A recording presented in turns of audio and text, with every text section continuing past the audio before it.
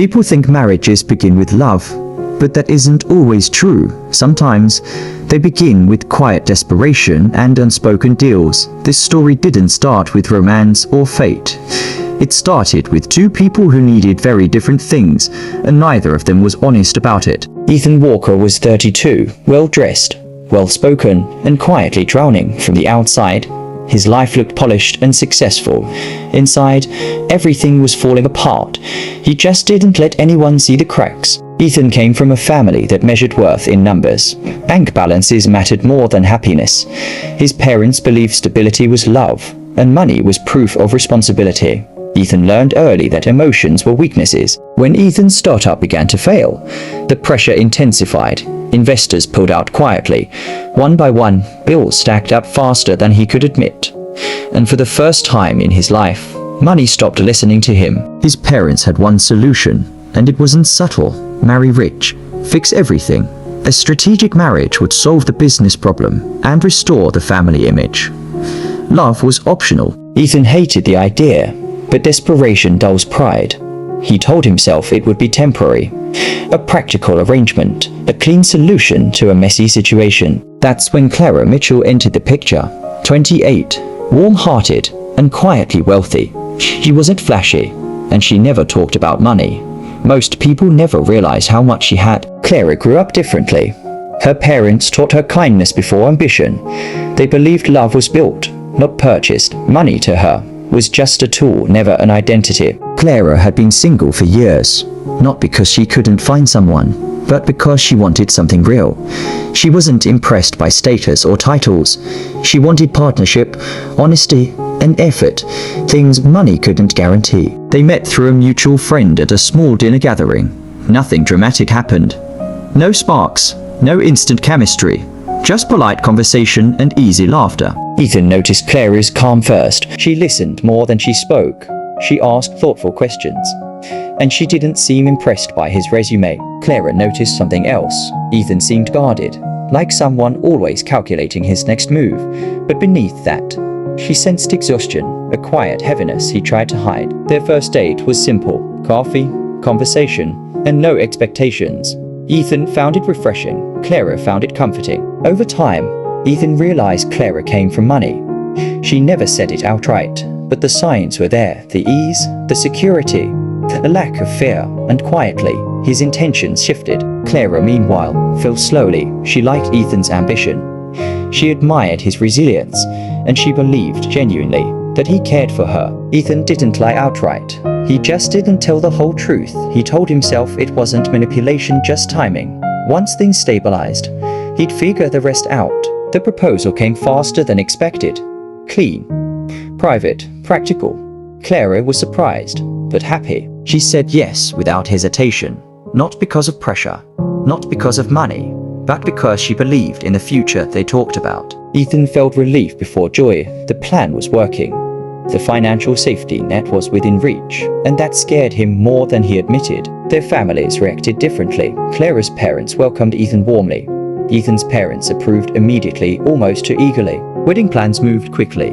Venues, dresses, guest lists, everything looked perfect on the surface. But perfection often hides silence. Clara dreamed of partnership, late-night talks, growing together, building something honest. Ethan dreamed of stability, debt disappearing, respect restored, peace at last. Neither of them talked about their fears. They assumed love would fill the gaps, or money would. The wedding day approached quietly, two people walking toward the same altar for very different reasons, and neither realized how much the truth would cost them. The wedding day arrived without chaos or drama. Everything was elegant, carefully planned, and emotionally restrained. Guests smiled, cameras flashed, and vows were exchanged with steady voices. From the outside, it looked like a perfect beginning. Inside, both of them were holding their breath. Clara felt nervous in the hopeful way. She believed this was the start of something lasting. She imagined growth, compromise, and shared struggles. Marriage to her was a promise to choose each other every day. Ethan felt something different. Relief outweighed excitement. The future felt safer now, more controlled. Love wasn't absent, it just wasn't leading. The reception was full of laughter and polite conversations. Glasses clinked. Speeches praised compatibility and destiny. Ethan's parents looked satisfied.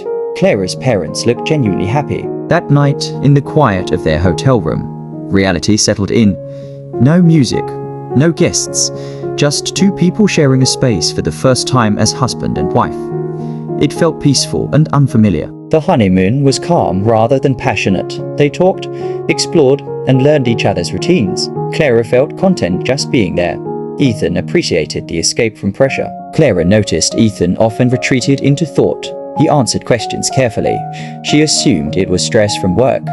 Love, she believed, would soften him with time. Ethan noticed how little Clara worried about money. Bills didn't scare her. Delays didn't stress her. Her calm reminded him how different their worlds were. When they returned home, marriage became routine quickly. Workdays, dinners, quiet evenings. Nothing was wrong, but nothing felt deeply connected yet. Clara tried to build closeness in small ways, conversations before bed, checking in emotionally, sharing plans for the future. Ethan listened, but rarely opened up. Ethan's financial situation quietly improved. Access to Clara's family network helped stabilize things. Investors returned, pressure eased, and guilt crept in with the relief. Clara celebrated his wins as if they were hers. She was proud of him. She believed they were building something together. Ethan didn't correct the belief. Over time, Clara sensed a distance she couldn't explain.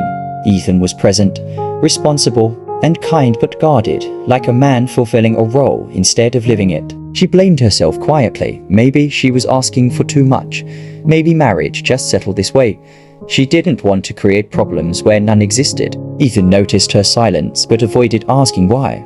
He feared conversations he couldn't navigate honestly. Stability felt fragile. He didn't want to shake it. Family dinners became more frequent. Ethan's parents praised Clara openly.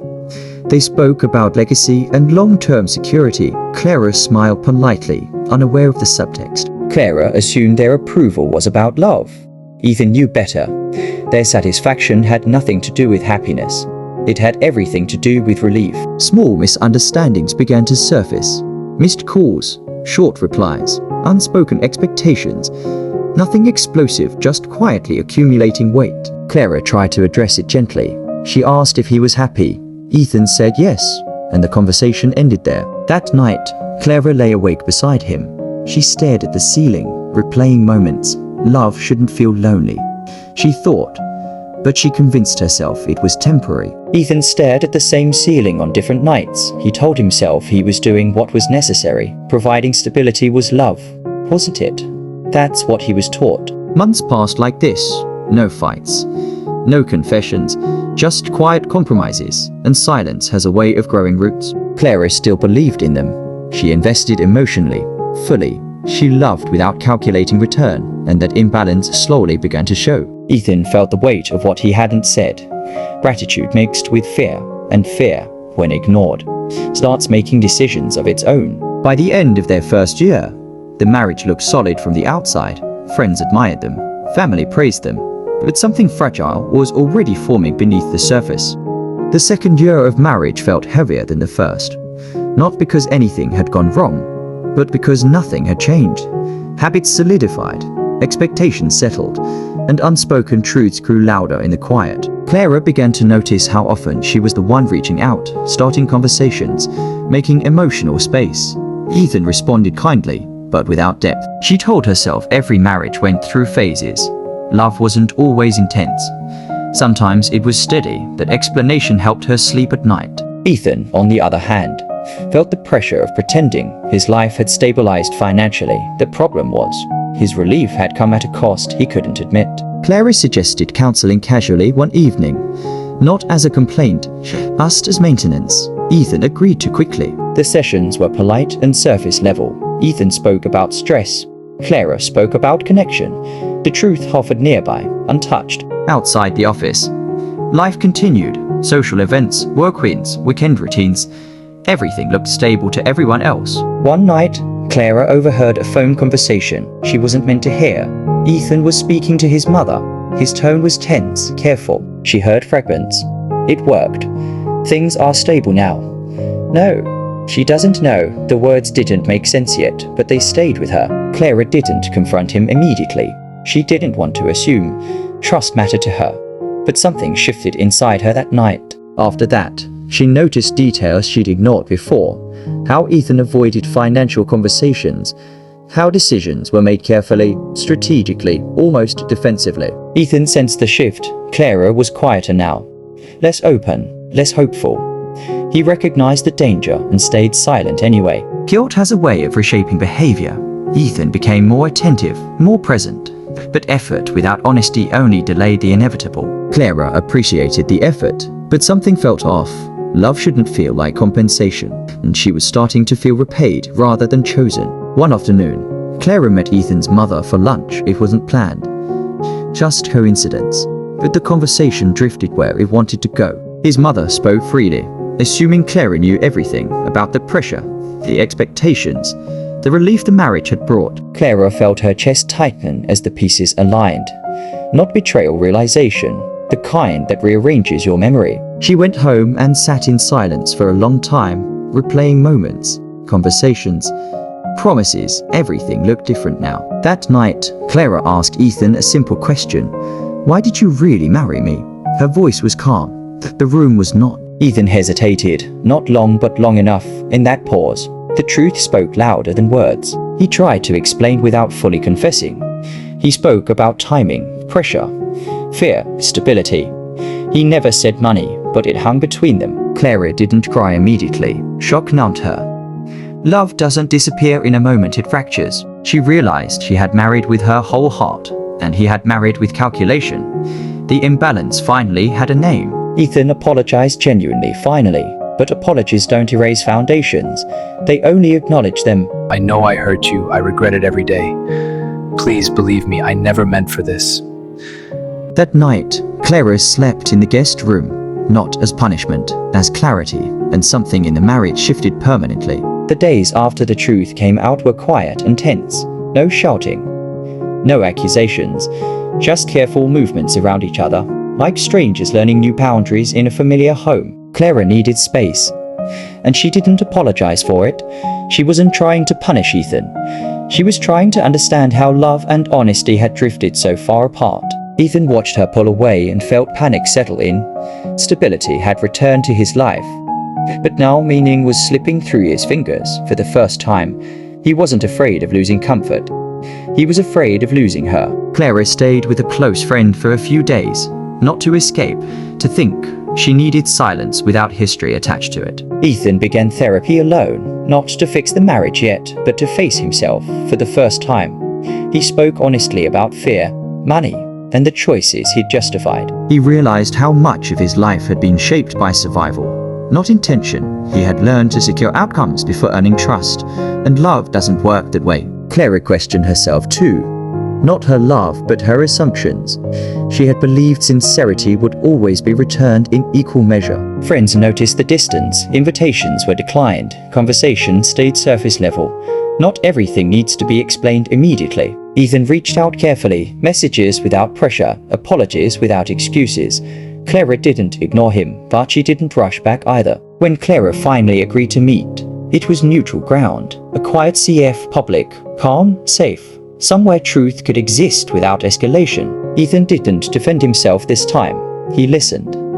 He acknowledged harm without explaining it away, and that was new. Clara spoke honestly about the loneliness, about realizing she had been loving someone who wasn't fully present.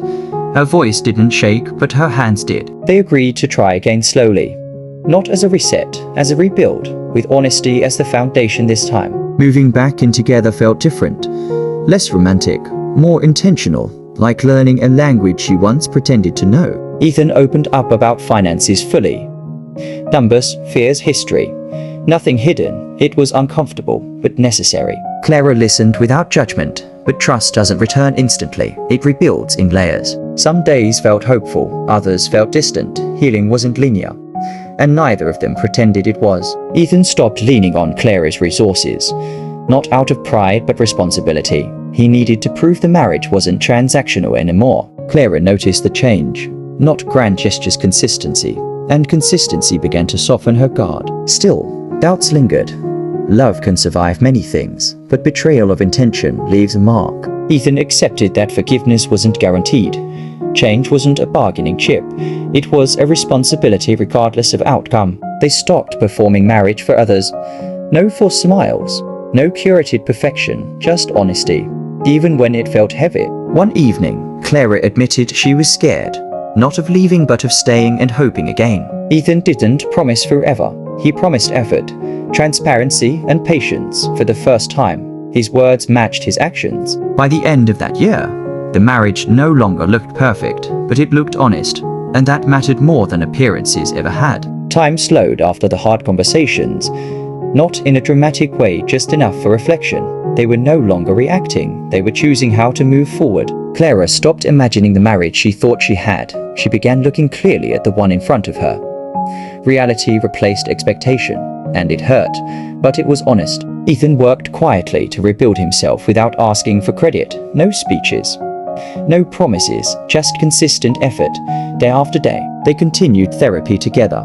This time, nothing was avoided. The conversations were uncomfortable, but they were real. Clara admitted something difficult, that part of her love had been built on who she believed Ethan was, not who he actually was at the beginning. Naming that truth changed everything. Ethan admitted something just as hard. He had mistaken security for love, and by the time he understood the difference, damage had already been done. They discussed separation without anger, not as a threat, as a possibility. Sometimes love survives by letting go. The idea scared them both for different reasons. Clara feared settling again. Ethan feared losing the one thing he'd finally earned honestly. They decided on time apart, not distance fueled by resentment, space fueled by clarity. Living alone again forced reflection. Clara rediscovered parts of herself she had softened for the marriage. Strength returned quietly. Ethan faced life without the safety net he once relied on. It was uncomfortable but grounding. For the first time, his stability came from himself. They stayed in touch, sparingly. No emotional crutches, just respect. The absence clarified what presence once blurred. Months passed, not in silence, but in growth. Separately, they became more honest versions of themselves. When they met again, it felt different, not familiar, intentional. Like two people meeting without roles attached. They spoke without defensiveness. No rewriting history. Just truth, what they had been, what they were now. Clara realized she still loved him but differently, without illusion, without sacrifice of self. Love this time had boundaries. Ethan realized love was no longer something to secure. It was something to earn daily, and sometimes earning it meant accepting loss. They chose to try again slowly, not as husband and wife rebuilding appearances, but as two people choosing honesty first. This time, there were no hidden motivations, no rescues, no silent calculations, just effort, transparency, and patience. He had married her for money. She had married him for love. What they built afterward was neither, it was choice, and sometimes that's the truest foundation of all. Thank you for watching. Please like, share, and subscribe.